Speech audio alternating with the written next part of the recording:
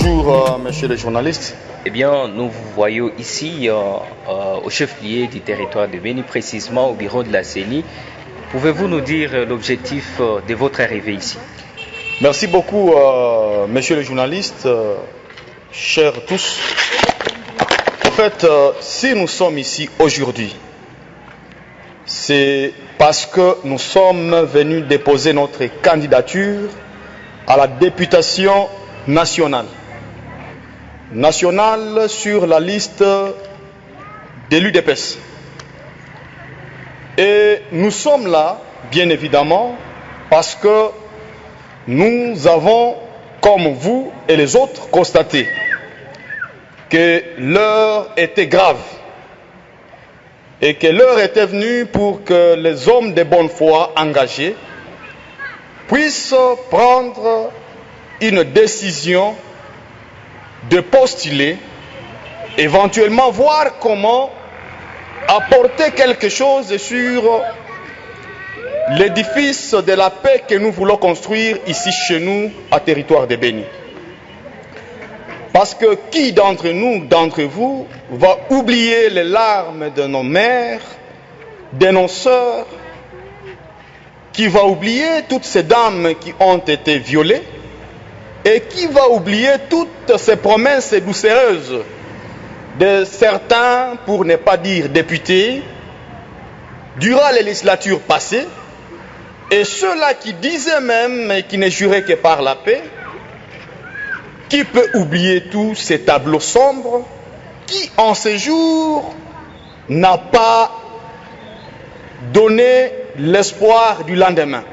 Face à cette situation, vous savez, lorsque les hommes juste regardent une injustice sans rien faire, ceux-ci deviennent participants de cette injustice. C'est pourquoi nous avons décidé, nous, seuls, devant notre conscience, conscients de ce que nous avons comme vision vis-à-vis de la population de Béni.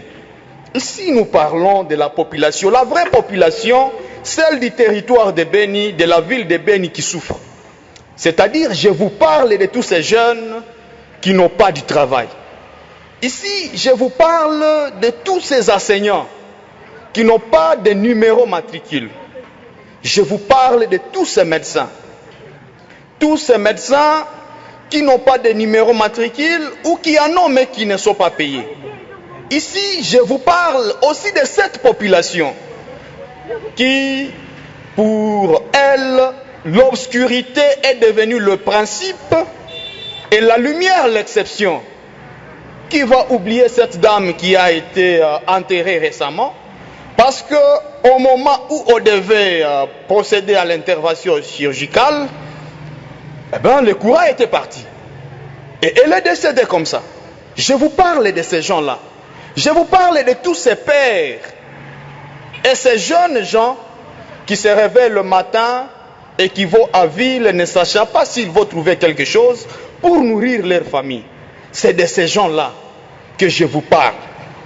Et ils m'ont dit que si nous voulons que leur situation change, nous devons imprimer une vision. Et c'est quelle vision? Effectivement, c'est la vision de voir les choses changer dans tous ces secteurs-là, c'est-à-dire postuler et faire véritablement ce qu'un député doit faire. Parce qu'un député, ça doit être dit et attendu de tous, et même de ceux-là qui nous ont menti. Un député, son travail, c'est de plaider les causes de la population. Un député, ce n'est pas celui-là qui fait des dons. Sinon, on voterait l'OMS, on voterait Solidarité, on voterait, je ne sais pas, HCR, et bien d'autres, Caritas. Mais un député, on l'appelle parlementaire. Et quand on dit parlementaire, c'est quelqu'un qui parle. Parler pour convaincre. Pas quelqu'un qui va à Kinshasa ou à Goma pour apprendre d'abord c'est quoi la loi. Il va vous faire 5 ans en train d'étudier ce que c'est la loi. Alors un type comme ça, Je ne vais pas dire qui a fait pêche et élevage ou pêche et bois. Ce sont des facultés que nous nous maîtrisons, mais ailleurs, quand on parle des députés, il faut que ce soit quelqu'un qui a la maîtrise de l'art qu'on appelle la logistique, c'est-à-dire quelqu'un qui est capable de faire une loi, parce que la société est dirigée par les lois. Et il faut que ce soit des lois qui sont bien affinées dans l'intérêt de la population. C'est pourquoi la population s'est demandée. Mais toutes ces lois-là qu'on nous demande de respecter, on vous dit que nul n'est censé ignorer la loi, même votre grand-mère qui n'a pas étudié. Mais vous voyez, ce sont des concepts qui sont un peu ambigus. Donc il faut qu'il y ait des gens qui vont partir là pour changer des choses. On vous dit que nous sommes dans une situation de sécurité ici chez nous. Nous pensons dans une situation comme ça, il faudra une mesure exceptionnelle, dire aux gens de ne pas payer des taxes par exemple. Voilà ce qu'un député est appelé à faire. Et nous, conscients de cette mission-là, nous avons dit que nous devons postuler. Et le message d'ailleurs adressé à la population, que la meilleure façon de se venger contre quelqu'un qui vous a menti, disant qu'il va vous apporter telle ou telle autre chose qui rentre dans ses prérogatives, la meilleure façon de le sanctionner, c'est d'aller voter contre cette personne-là. Et pour ceux qui ont travaillé, c'est de voter pour ces gens-là. Et aussi, le message que nous avons et nous apportons, lorsque la population peut dire tel de ne pas aller, ce n'est pas que la personne n'a pas travaillé. Dans une équipe, lorsqu'on demande, ce n'est pas au numéro 9, vous êtes fan de joueurs, il y a Poutouma, Trésor et les autres. On peut le demander de rester, ne pas aller dans le stade parce que peut-être il est fatigué. Et qu'on a besoin d'une nouvelle énergie. Et que donc nous venons ensemble avec les autres parce qu'à territoire il y a 8 sièges. Et c'est le lieu même de rassurer la population du territoire que c'est à territoire que nous allons postuler, que ensemble avec les autres travailleurs, nous pouvons faire de grandes choses. Eh bien, politiquement, vous avez porté la casquette de l'IDPS. Est-ce que nous pouvons juste savoir pourquoi est-ce que vous avez opté pour l'IDPS? Vous savez, l'UDPS, c'est même le symbole ou l'incarnation de la lutte en RDC.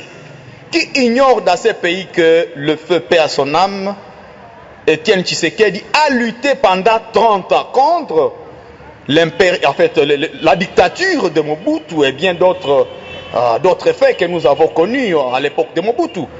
Et il vous souviendra que de tous les présidents qui sont passés, il n'y a qu'un seul président qui a doigté d'un doigt accusateur les fameux présidents d'un petit pays africain, pour ne pas dire le Rwanda, que c'est celui-là qui est en train de semer la terreur et la désolation en RDC. Voilà le courage des présidents. Il doite l'ennemi. Et il vous vient avec l'adage le peuple d'abord. C'est pourquoi actuellement il y a déjà le programme du développement de 145 territoires. Le fonds social qui est devenu sous Félix Tshisekedi, vrai social, vous avez vu les rues qui sont en train de redorer une image qui attire tout le monde. Au-delà de ça, Félix Tshisekedi, c'est quelqu'un qui veut le bonheur de la population de l'Est. Lorsqu'il a vu à territoire de Béni que les gens se mouraient, qu'est-ce qu'il a fait? Il a demandé à son frère voisin, Yoweri Museveni, que non, est-ce qu'on ne peut pas mutualiser notre force pour voir comment ramener la paix en RDC, précisément à l'Est de la République. Aujourd'hui, dans le secteur de Rwenzori, si les gens respirent un tout petit peu, quoi qu'il y ait encore de l'insécurité, que nous condamnons, on veut que la sécurité soit totale partout, mais au moins quand même, il y a une volonté dans le chef de ces présidents de changer les choses. Mais depuis plus de 40 ans, le pays, la RDC, ne pouvait pas acheter les armes parce que nous étions sous le coup de l'embargo. Mais qui a levé l'embargo? Est-ce que c'est Mobutu? C'est l'autre là, je ne vais pas parler de l'ancien président, sinon j'allais dire le président Joseph Kabila. Mais celui qui a levé l'embargo, c'est Félix Tshisekedi. Donc voilà au moins quelqu'un avec l'adage le peuple d'abord. Nous avons lu à lui la volonté de changer les choses. Et cette volonté nous a poussé à aller vers lui. Et vous savez, lorsque vous allez avec quelqu'un qui a une telle volonté et qui a le pouvoir, c'est trop facile de lui donner bien d'autres desiderata de votre population pour que solution soit trouvée. Eh bien, à cette occasion, quel message avez-vous à la population de Béni Territoire en termes d'accompagnement? Bon, à la population de Béninville et Territoire et à nos frères qui sont décédés. Ici, je pense à Freddy, je pense aussi à Obadi et aux autres. D'ailleurs, vous vous interrogerez pourquoi nous n'avons pas fait les tambours battants et pourquoi nous nous retrouvons au cimetière de Massiani devant les tombes de ces gens-là.